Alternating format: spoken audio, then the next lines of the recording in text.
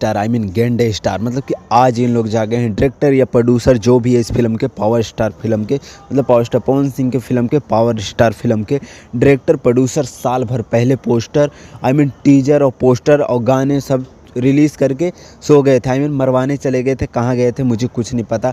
लेकिन इसका 28 तारीख को ट्रेलर आ रहा है, तो देखते हैं।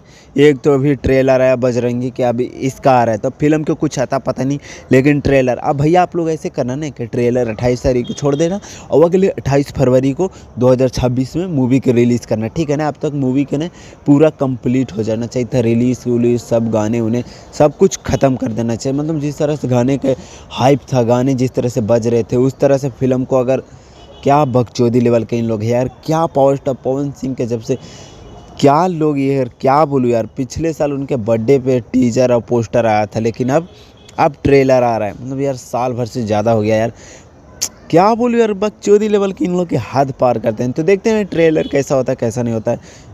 एक्साइटेड तो हूँ ट्रेलर के लिए, तो 28 तारीख को पता चलेगा। ज़्यादा कुछ नहीं बोलता हूँ। पावर स्टार पवन सिंह के fan, channel subscribe, video share, love you, bye.